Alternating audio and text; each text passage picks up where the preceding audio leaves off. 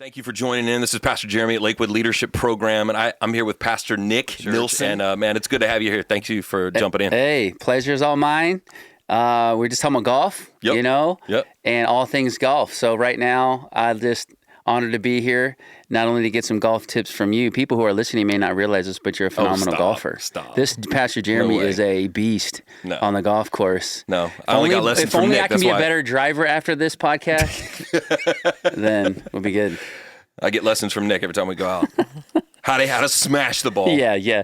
Real 10 right, under, far 10 right. under. How to smash it far right. Nick and Scotty Scheffler are teaching me everything I know. I love it. So what are you shooting now? Like where are you landing? I'll be happy if I'm shooting a 90, about a 90. Okay. Yeah, that's good golf. Oh, that's good. I said I'll be happy if I shoot a 90. I didn't say I shoot a 90. Anywhere between 90 to 100 on average. Yeah. I land about there. I like that. Bogey golf is good golf, man, especially as an amateur. Bogey golf is beautiful golf. It is. You're right. I love it. All right, so husband, father, coach, USA Today best-selling author of You Can Live the Dream. I know you've probably heard that a million times on podcasts in the last year. Associate pastor of Lakewood Church, friend, great golfer. You've done it all at this point in life. So let me ask you, which one of those is most important? Like, which one of those titles is most important to you? Father and husband. Gotcha. For sure. Yeah, without question. Coach is pretty close. Coaching my son's football team, it's been a joy, spending time with them. But yeah, no question. My wife, we've been married almost 20 years. It'll be 20 years in June. So we're congrats. like scheming our 20-year anniversary trip, right now. So yeah. I heard Cleveland's nice. Galveston. I heard French Lick, Indiana's nice this time of year. My daughter's 17 and my son Denver's 13. So they're in this beautiful season of life, their personalities blossoming, understanding who they are, their relationship with God's flourishing. So yeah, it's just a beautiful time. I got a loud, crazy family, and yeah, it's just the best. Yeah, it's the best season. And apparently, you've become an amateur fisherman now with Denver. I have. So Denver, when he was young, I wrote about this. I've talked about this, but he wanted to drown. He thought we were drowning worms when we first started fishing. That's what he thought we were doing, and he obviously learned that you could catch fish with those worms. And ever since, man, he's got me largemouth bass fishing all over Houston and saltwater fishing for some good redfish and trout. Yeah, man, I didn't grow up loving fishing, but this kid is set on it, loves it. So we have a blast. A lot of fun times together for sure. But that's the life. I mean, as a dad, with your kids, like you find that one thing you want to do with each of them. Yes. And I mean, other than football, because he's becoming a really good quarterback. He loves it, and I think that's to me. And watching him love it, he was in Dallas this weekend for a big tournament, and he just loves it. So, again, for me to be with him and spend time with him, watch him enjoy it, it's a lot of fun for sure. I love that. So I wanted to ask you today just about your journey getting here, associate pastor of Lakewood Church, and you have been now at Lakewood for almost 17 years. Mm-hmm. And your leadership journey starting out, like take us back. Mm-hmm. What was your first like real leadership experience in life? Oh, wow. In life. I would say playing sports my whole life, you're around you're getting coached.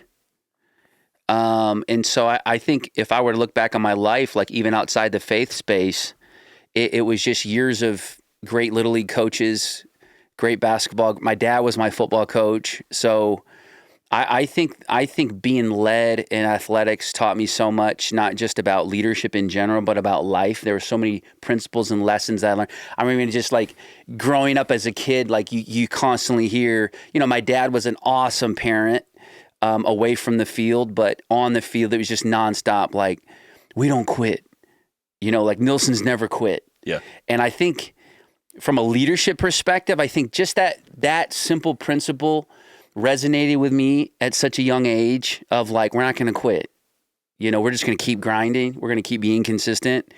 And I think that was my first taste of like, wow. I mean, in hindsight, I can look back and go, this is a powerful principle for me that I've now applied to my marriage. I've applied to pastoring. I've applied in pretty much every aspect of my life, that we're just going to keep going. We're going to keep grinding. We're going to be consistent. We're not going to quit, And I think that was probably just growing up as a kid, those principles from sports were key. How has it actually contributed to like your maturity as an adult, as a leader? Because I mean, we live in an age now where it's like if people try something once or twice and they don't get it, it's almost that pressure to like get it right the first time or don't do it at all. Yeah. I think it's been instrumental for me. I mean, there's been so much that I've learned through failing, so much I've learned through trial and error, so much reward that I've received from sticking with it and sticking with people. I think a lot of leaders, it's easy to give up on people and it's easy to give up on a program or a plan, as you said, when something doesn't work the first time or when someone makes a mistake. And I've just, we're not going to give up on it. We're not going to give up on people. And, even myself, like learning early on the power of grace and, I have to work through my own insecurities and my own, feeling guilt, condemnation, and say, you know what, God's grace has covered me. He's believed in me. He's equipped me, and I got to work through this to continue to lead. But also, not judging people based off of one mistake, but I always say, I'm not going to judge you on your mistake. I'm going to judge you on how you respond. That's good. Like we're all going to make mistakes, but are you going to take responsibility, get up, receive the grace of God, and keep moving? Like keep going, keep getting after this stuff. And I think that, that has been powerful for me. And I've seen that in our space here at Lakewood flesh out in so many ways. Where did you, what was it that inspired you or taught you that principle to obviously hold people accountable, but in the same way show mercy and grace in a way that you give them the space to grow, you give them the space to mature, you give them the space to fall down and get back up. Like what was the environment, maybe family or people around you? Where did you really grab hold of that? Yeah. I think when I became a Christian at 17 years old, 18 years old, I think the environment around me in the church there in Illinois, I gave my life to Christ at City First Church in Rockford, Illinois, and the youth ministry there. There was a great culture of grace and a great culture of like, hey, the righteous fall 7 times, but they get back up. Keep getting back up. Yeah. Following Jesus long haul is about getting good at getting back up. And I heard that early. And so just the power of the grace of God. And then, of course, your exploration of Scripture. And you see Jesus and how he's treating people in the New Testament and me reading those things for the first time and applying it to myself. And I'm just like, wow, that was formational for me and formational for how I was going to lead people. And so from then on, and then you get to Lakewood and you see Pastor Joel, the most grace-filled, compassionate leader, and just going, okay, this is a fit for me. Yeah. This is where my lane is and how I want to lead. And so I think the thing that I've experienced being here at the same is that makes me want to get back up. Yeah. It makes me want to go again. Mm-hmm. It makes me want to grow. It makes me want to forgive myself and forgive others. But not only that, it makes me want to work hard. Yeah. Yeah. Because it's so gracious. Yes. So let me ask you a question. When did you know that you were marked for leadership? Was there a specific moment that you remember looking back and saying, I think I'm called to some sort of leadership, like to influence people? Or was it just naturally already there for you? Because your personality is pretty infectious. So I guess I would ask, did you know there was a moment, or did it just slowly grow over time? I think it kind of slowly grew over time. I think there was, you come out of, you're in high school, and I think throughout high school, you find yourself like in influential positions and quote unquote status, you have wrong perspective of it, of course, when you're young and you're immature and you're doing dumb things. And when I gave my life to Christ, of course, then my life changed. My whole perspective on life changed and on myself changed. And so I knew that God had given me a measure of influence. And to me, early on in my faith walk, it was about discovering what that meant, how I was going to steward that influence. Was I going to steward it to help people and advance the kingdom and build people, or was I going to steward it for my own selfish gain?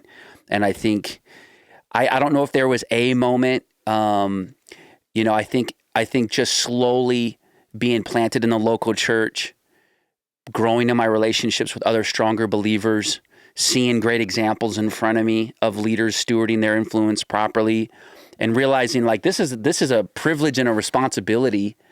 If you have influence, which I believe everybody does, and when you recognize the measure, for me it was understanding the responsibility that came with it, and then going, okay, how am I going to really use this to help people and to serve people? So, yeah, I think it was a gradual process of just staying consistent in the church and realizing and learning how this was going to work for me. How I could help people, what relationships I could build to really catapult others forward with that influence God had given me. People under you, people that you minister to, people that you lead, or people that you influence from a distance, many times have expectations. How do you guard your own heart against what sometimes can be defined as unreasonable expectations from people? Like, deliver, Nick. Do the things. Do all the things that I want. Because we get that. We get that from people around us, whatever level of connection we have with them. Yeah. How do you guard against? Because that's I can say in this day and age, one of the hard things that I hear from leaders all the time is, it's the pressure of trying to perform, of trying to do the things that people expect. How do you guard your heart and keep yourself healthy against really what sometimes can be unreasonable expectations? I don't know if I do a great job of that. I think it's always a wrestle. There's always tension with that. I think some days I'm good at it. Some days I'm terrible at it. What would you like it to be? I think, I think right now in this season of my life, I'm better than what I was. I think there was a season of my life, probably in my late 20s, early 30s, where I was trying to really discover my voice and discover who I was as a leader. And I was comparing a lot and looking at other guys and how they were communicating or leading, what circles other people were fighting to get into to gain influence. And I found myself in this rat race trying to keep up with people and trying to meet everybody's expectations. And I learned the hard way by just having, being really busy, but feeling insignificant, feeling like I'm not really obeying and doing the things God had called me to do. I wasn't really comfortable in my own skin. And so I think through trial and error and through getting hurt and, to my own fault, you know what I'm saying? So I think there was a journey there in my early 30s where I finally realized, okay, I'm going to run my race. God has graced me to be me and to discover my voice. And, it's like Saul wanted David to carry his armor, and David wasn't graced to carry his armor and to do it Saul's way. David was anointed to do it his way. God had given him specific talent and a specific way. And, I'm sure Saul was like, why don't you wear this? Like, this will help you. And David had to wrestle with, I'd love to please Saul by taking this on, and I don't want to offend him, but I have to be me. And of course, David would flourish leading in the manner that God had anointed him to lead. And I think for me, it's that same, I had that same revelation of, okay, I got to be me. I haven't been graced to run and anoint. God can't anoint who I pretend to be. Oh, that's good. You know what I mean? Yeah. I have to truly be who God has designed me to be. And I think to me, it's always fighting for that. Like I'm not going to be able to please everybody. I gotta guard my heart. I gotta check my heart daily, and I gotta be comfortable in my own skin, realizing some people are going to like it. Some people are going to dislike it.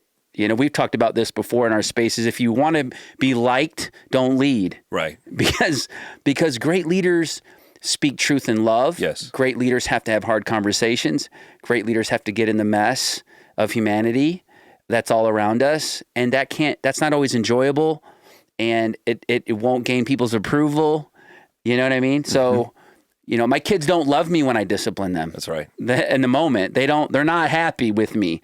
But as a great father and as a great leader, I know in the long run, this is for their benefit and their best. So, I mean, that's a long answer, but I'm fleshing it out every day and just trying to be comfortable in my own skin, carrying what God's anointed me to carry in the way that He's called me to carry it. So you're saying you don't have all the answers yet? Exactly.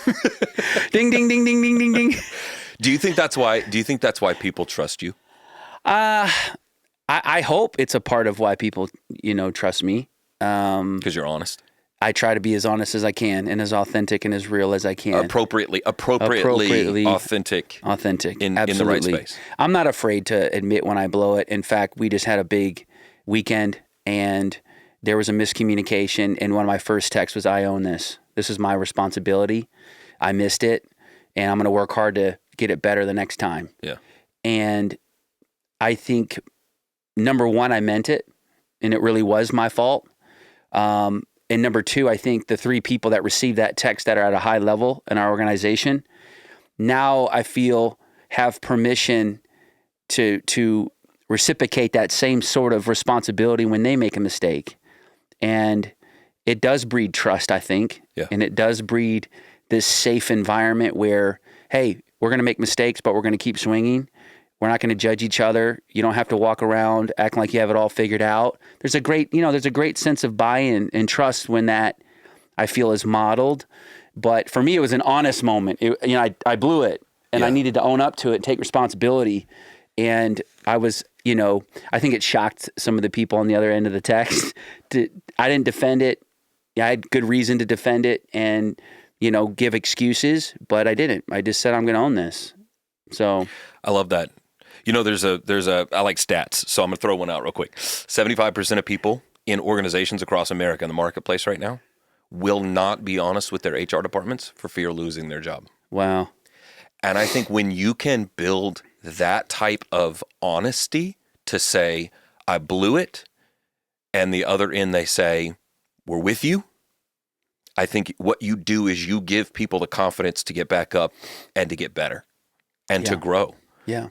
And so one of my favorite things that you've done over the years is anytime that I've gone and done a segment on the platform at Lakewood, I always ask you one question before I get up there, usually the morning of. I'll text you and I'll say, any thoughts? And you always say the same thing, be yourself. Mm-hmm. Because we have, at Lakewood, we tend to have big personalities that get on the platform. Yeah. And the pressure is like, okay, I gotta be a Joel Osteen. Mm-hmm. I gotta be a Lisa Gomez. I gotta be a Torn Wells. I gotta be a Nick Nilson. I gotta be a. Yeah. I have to be like that. And your one thing has always been be yourself. You can't be anybody else but you. Mm-hmm. And I think in leadership, that's always given me the freedom to go, okay, I want to employ the principles. I want to learn how to do it well. I want to communicate well. I want to smile. Right. We're trying to give hope to people. Yeah. I want to do that in a way, but I want to do it as myself. Yes. And I think it gives freedom. Yes.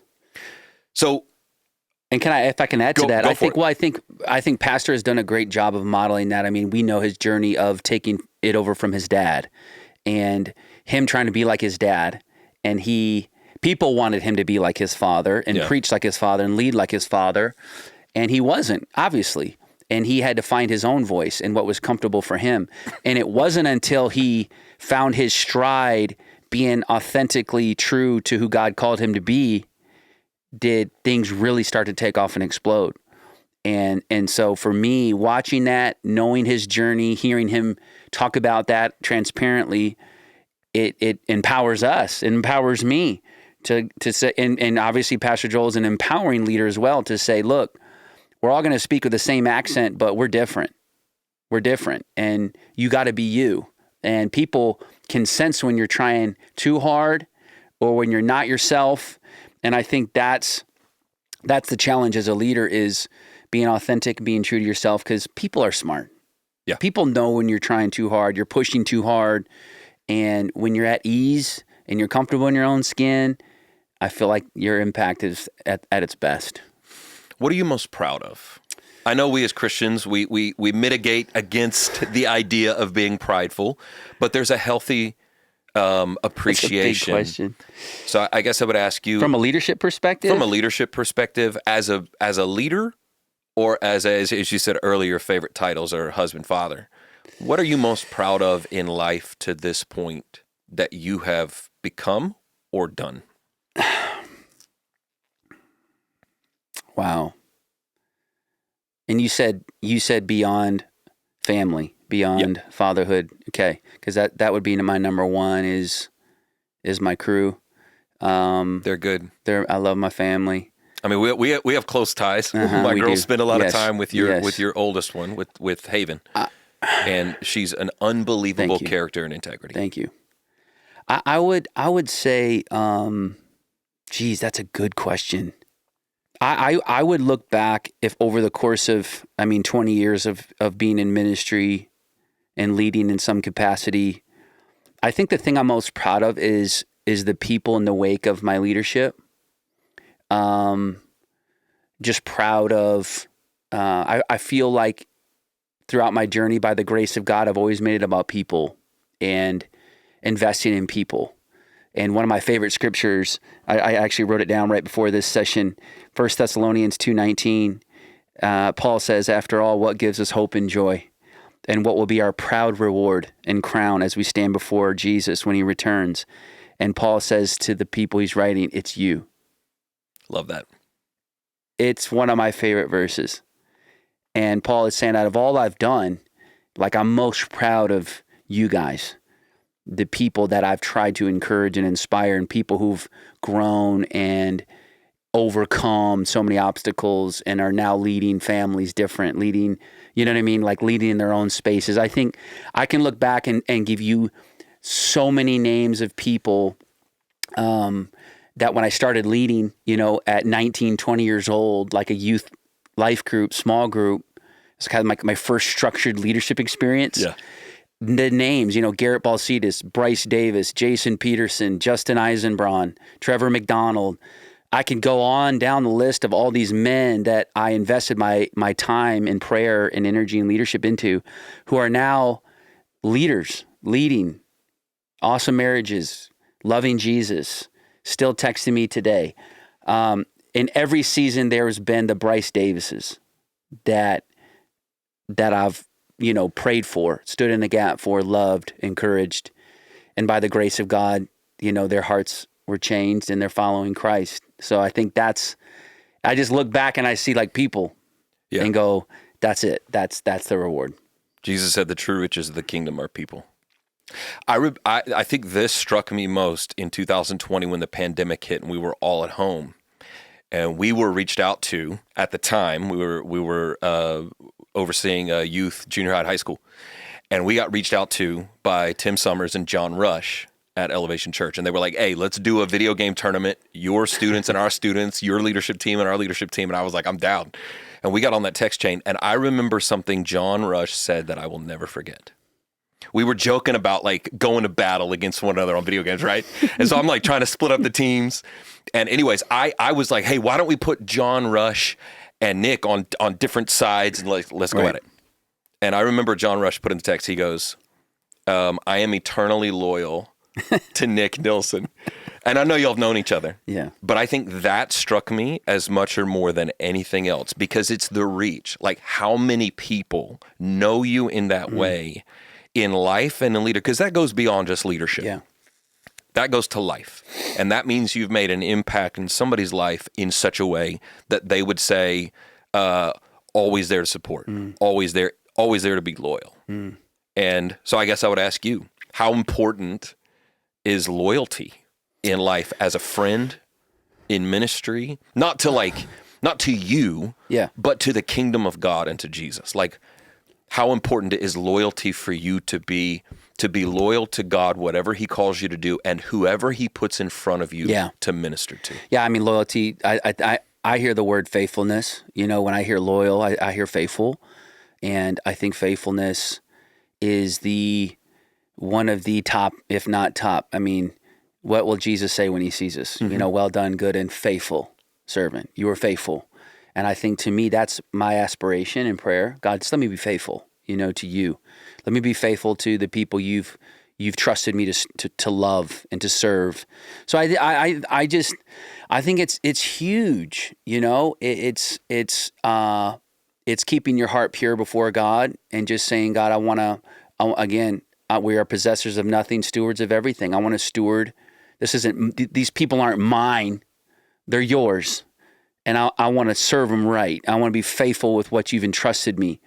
And I know when I'm trusted with a little, you'll continue to trust me with more as time goes on, as God sees fit with my character, what I can sustain. So yeah, I think just being faithful, being consistent, I think that's the most non-glamorous. It's not very sexy. It's not the most hyped, podcast subject title, but I just think that's when you look at great leaders who've stood the course of time, they've just had this incredible ability to stay faithful and stay passionate, finding new ways and keeping their perspective right, guarding their heart and saying, you know what, I'm going to continue to be faithful to the thing that God has called me to do. I'm going to make a mistake. People are going to talk bad about me. People may fail, but God, I'm going to trust you. You know, it's like that whole thing of like, someone said to me early in leadership, like, thick skin, soft heart. Yeah. Thick skin, soft heart. Like, be able to have that thick skin where if people disappoint you, which is going to happen. I mean, look at Jesus' journey as a leader. You're going to have people disappoint you. But don't allow that to contaminate a clean spirit, a pure heart. I could allow one person's, the way they treated me in one season to drastically dictate how I was going to treat people in the next season of my life. And the ability to carry over. Yes, carry over. How can I process that, deal with that, heal with that as a leader, go through a healing process and then keep my heart right so that I can approach the next season with the same amount of vulnerability, the same amount of trust in other people. You know what I mean? And that's a whole nother conversation, but I think it goes along with just being faithful and staying the course of time, doing the thing God's called you to do. I love that 1 Corinthians 13 talks about love, and it says that love believes the best. Yeah. Doesn't keep a record of wrong. It's not envious. It's not jealous. It doesn't demand its own way. And then it says it believes the best. And I think one of the things that I've seen in you is that regardless of how you've been treated, talked about in certain seasons, everybody's different. Mm-hmm. Every human being is a new canvas in order to say, I'm going to believe the best in these people. Yes. Or even if people blow it, and we have to have a conversation, we have to have a come to Jesus moment, we have to have a reconciliation, it's still I'm going to believe the best in you. Yeah. And I think that's love. Okay, let me ask you a question. Talk about faithfulness. I want you to share a story with us about being faithful with a camera. What happened at an event you were running a camera, and I want you to, if you remember any of the details. I cannot share this publicly. I can't go here. I am sorry. Okay. Lakewood leaders and leaders around the world. I cannot share this. This is a off the record, offline story that Pastor Jeremy is trying to tempt me. I will not be tempted. I will not go public with this story. Let me ask you this question. If you held a master class. Yes. What would, if you actually put together your own master class? Jeez. Well, what would it be on? Like, what would be the subject, the theme, topic? Wow, dude. I have no idea. How to pick your NFL teams, right? I mean, geez, fantasy football. I just won the championship in my family Did fantasy you? Football league. Who's your quarterback? So Joe Burrow for a while, but then I had to sub in like 3 or 4 guys due to injury. So just playing the waiver wire well this year. This is my master class. how to run the waiver wire of your fantasy football league. That'd be a great GM. Yeah. Great general manager. I don't know. And that's not honest question or my honest answer. I really don't feel like I've mastered anything. I don't feel like, I'm in a place in my life where I can really speak on anything from that level. I mean, I highly regard and respect anyone that, puts together a master class of sorts and puts it out there.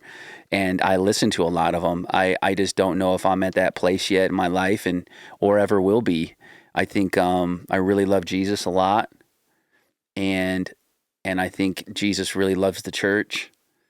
And I'm a chosen vessel in the middle of it. And I'm very humbled and honored to do it. And I serve a great leader who's a champion of hope and a voice of hope to the world. And so I can just speak from my context, right? And I can speak from my journey. But master, I don't know. I don't know, man. I don't know. Let me ask you this question. A lot of times leaders can get burnt out because they're so goal-focused, they don't care about the process. So in order to reach a goal, I have seen leaders burn out in 6 months, a year, 2 years in business, making money in the church, because they were so focused on the goal, they were willing to get in unhealthy rhythms to reach the goal. Mm-hmm. Having said that, I think one of the things I've watched around here with a lot of great leaders that we have at Lakewood is we're not so, we do care about goals and we want to reach them, but we're not so goal focused that we will get in seasons where we will compromise the process and get unhealthy just to reach the goal. So I guess my question would be, what kind of process do you make sure you stay in weekly, monthly? Health, rhythms of grace, rest, work hard, but also play hard. Like, what is your process like? Yeah. Well, I like how you said rhythm. I think that's the key, is finding a good rhythm in every season, and every season's so different. One season you have an infant, next season you got teenagers at home. Like, you know what I mean? Every season is so unique and different for each leader. Your responsibilities look different. What your boss or your manager or your, the leader above you is asking of you is different. So there is new rhythms that you must discover in every season. And that takes some self-evaluation. I think some people, my answer to that is creating margin. You got to always have margin in your life. What are you doing to create margin? Meaning, are you running at a pace where you're maxing out and you have no rest, no rhythm, no room to work out, to refresh, to reset, to sit and do nothing? Are you always maxed out? Because the unexpected will come. It's like a full cup of coffee. It's like, if I have room and that coffee cup gets bumped, then an accident doesn't occur, right? There isn't a disaster I'm trying to pick up after. But if I am maxed to the brim and that thing gets bumped by anything unexpected, and unexpected could be anything. That's a great right? analogy. Yeah, it could be a car wreck. It could be something at work. It could be, someone in your business, someone in your company leaves. There's things that happen that disrupt. And you're like, do I have margin spiritually in my spirit and soul, mentally, to handle the unexpected? And I think for me, that's what I've really fought for in this season. Whether it's me finding a rhythm throughout the week where I'm for sure spending quiet time with Christ, I'm for sure spending quality time with my wife, and I'm having some sort of recreation involved weekly, whether that's working out, whether that's golf, whether it's doing something, whether it's fishing, where I'm going, all right, I have some spiritual, emotional, and mental margin that I've created, and that can be created differently by everybody. But the point is, my soul has space. I have room. I'm leading into my life from a place of rest versus like this frantic pace. I talk like it's something that I've got, down pat, but it's something that I am working on, and I am trying to make sure consistently that and I think having some people in your life, whether it's your wife, your best friend, or a coworker, that will check you on it. How's your margin? Your margin now may look different than it did 10 years ago. Have you checked your margin? You know what I mean? I think some people run on the same schedule, the same habits, the same routine for 10 years, but you just had 2 kids. You just got a promotion. You just got, you got way more responsibility now. You may not be able to do the things physically you were able to do 10 years ago. So I think just constantly checking your margin, figuring out what the rhythm looks like for your life so you're fresh and you're healthy for the people that matter most in your life. I have seen in my life many of the most successful people that I've watched, regardless of what their definition of success is. I've watched most of the successful people in my life be really good at doing one thing, and that's saying no. Mm-hmm. I have seen the more successful people are, the more things they say no to than they say yes to. Yeah. So how, as a leader or as a person, as a father, as a husband, how have you learned to practice saying, because it's a practice for all of us. Leadership is like being a doctor or an attorney. It's a practice every day. Yes, nobody's a guru. Great. Yep. Even John Maxwell. Yes. The great leaders out there. Yes. How have you practiced saying no? To me, emotionally. Yeah. I think to me, emotionally, it comes down when I get presented with an opportunity or a problem. For me, a lot of it is help. People need help. Yeah. And me saying no can feel like, let me correct that. It can feel like I don't care. Yeah. Especially as a Christian. Exactly. I don't care. Guys, we got to have compassion. Yes. Help me throw my kites on the beach. Can you go visit this person in the hospital? But I also had planned 2 other things with my family on that same day. Do I want to visit the person in the hospital? Of course. Do I care about that person? Of course. But I've made a prior commitment to my kids. Those types of decisions you have to make that are very, very difficult. And there's been times where I've said no to my kids and went to the hospital. And there's been times where I've said no to the hospital to be with my kids. And I think at the end of the day, it comes down to trust. Like, that's one practical example. I think opportunities come to every leader, and it's really discerning what is right and what is God and what isn't concerning my schedule and my time and the season of my life. Opportunities to go speak, opportunities to go meet people, opportunities to meet a person for lunch. I just think knowing exactly what you're called to do and realizing what to say no to so that you can say yes to the things that God has designed for you. Does that make sense? It makes absolute sense. You could probably answer this better, more articulate, but I think I'm just, it's saying no to the things I know I'm not supposed to do that right now. So I need to be ready to say yes to the things I know God's commissioned and put on my heart to do right now. Yeah. And I think the fear that we have sometimes, especially as Christian leaders, is like, well, I don't want to come across as unnice or uncompassionate or I'm supposed to serve like Jesus, but you can't give all day, every day to every single thing. There will always be a problem. Jesus said no. Yeah. Jesus ran away from the crowds. He did. That's good. And said, no, I can't do it all. Yeah. And I think we have to discern in our hearts, like you said. I think we just know that there's peace in our gut to go, you know what? I have to say no to this. I think there's been seasons in my life, Pastor Jeremy, where pride, I would say yes out of pride. I would, it's like you're the one. I want to be the one to help. I want to be the one that they look to. I want to be the answer. And I learned and was convicted early on in leadership, like, like get rid of the Messiah complex, and I think a lot of leaders need to get rid of the Messiah complex. Like, we are to point to Jesus. We are not to lead people to ourselves. We are to lead people to Him. We are to serve people and push people to Him and do our best to reflect His nature, right? And His character and become like Him. But hey, He's the one we're following here. Like, I think I've seen a lot of leaders burn out because they've found themselves in a position where their whole staff, all of their leaders, they've led them to themselves. And now they can't be everything to everybody in the manner they've set it up. And they're frustrated and they found themselves in trouble. Because obviously they can't be there for everybody. And I've been guilty of it, and I'm better at it now than I was 10 years ago, and hopefully 10 years from now I'm better at it than I am now. Boy, that 4 minutes right there was worth this entire podcast recording. That was fantastic. And I think that you're right. I've fallen prey to it many times. The Messiah complex. Like, I have to be the one to answer it. Yeah. I have to be the one to be there. Feels good. You know what I mean? It feels good in the moment to have the answer, to help people, but you can't sustain that.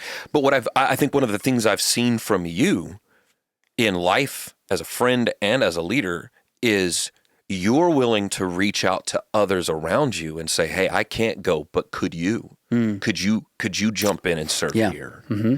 And that's where when you invest in people in relationship, not just people that serve with you, but friends, you can reach out and you know they got your back. Absolutely. Or you've got their back. Yes. When it's needed. Yeah. I mean, that you learn to empower and to delegate and to trust others, and you find the joy in seeing that happen.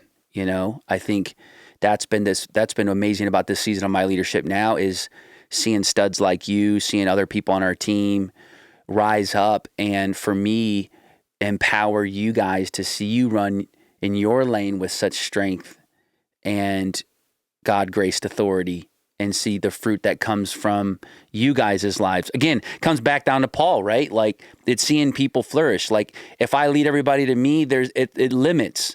It does. It's limiting on every level. But if I empower and I trust and I delegate, then I'm seeing the whole thing lift. And I'm seeing people exercise the gifts and strengths that God's given them in a unique new way. So, yeah. we gotta edit that out. We gotta amen. Diego. I think Diego's really excited about this. He's really excited. We'll put some organ in. We'll be fine. I was trying to hold it. You're good. I had to cough a minute ago. At least you didn't faint or pass out. I mean, we'd prefer you to cough it out than just drop. Just boom. Diego's done. Robert's like, it's good. I got him. We're grateful that you agreed with what we were saying. That's good. All right. Last two questions. We're good. What do you want to be remembered for? Let's talk about leadership specifically, because I know as a husband, as a father, right? Leadership, just specifically leadership. Goodness gracious, I think everybody wants to be respected and loved by those that work closest to you. Which I've seen firsthand. I think that to me, I can say it about you. Well, I appreciate it. If you don't mind. No, I thank you, and I think that's to me the greatest compliment is when you're in the grind, in the trenches with a group of people that see you in every season, busy, slow. They see you in the big events, the small events, and they can say like, hey, he's the same. Yeah. Like he's consistent. He loves people. He's about the bigger vision. He's humble. He cares. He cares. He lives with character and integrity. I feel like, I love team. I love being a part of a team. I love seeing a team accomplish things. Again, it goes back to the very beginning of this podcast where I talked about sports and athletics. I love seeing a team accomplish something. And I think that to me is like, man, he was a great team leader. He was a great team guy. He helped us win. Yeah. We grew together. I think that team language, if it's used to describe me in any capacity, then it's a win for me. I'd be happy with that. What does it say? Final question. What does it say about you that so many successful leaders have either wanted you as a friend or wanted you around them in doing the work? Because if it's true that people are defined by the top 5 people that are around them continuously in their life, like you will become the last 5 books you've read, the last 5 people you've spent time with. What does it say about you that so many successful leaders have said, I want this guy around? Oh, man.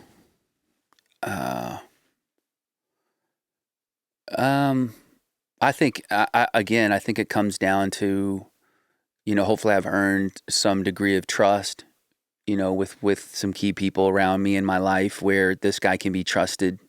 It comes down to integrity.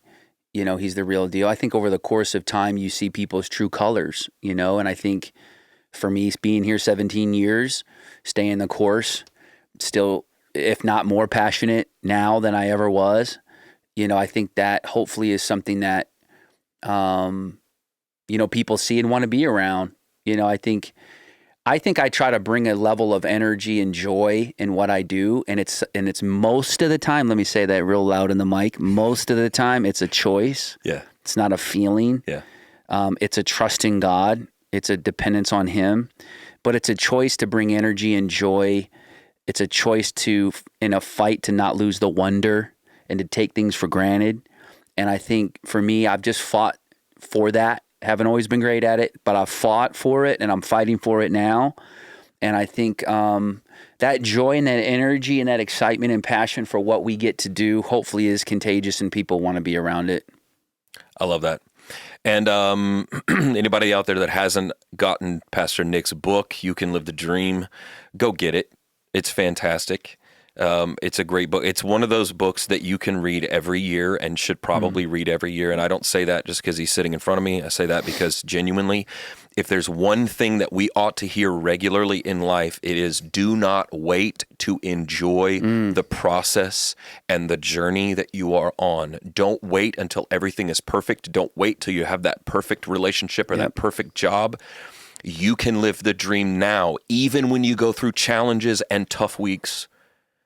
Go get it. It will help because you can make that choice, like you said. Yes.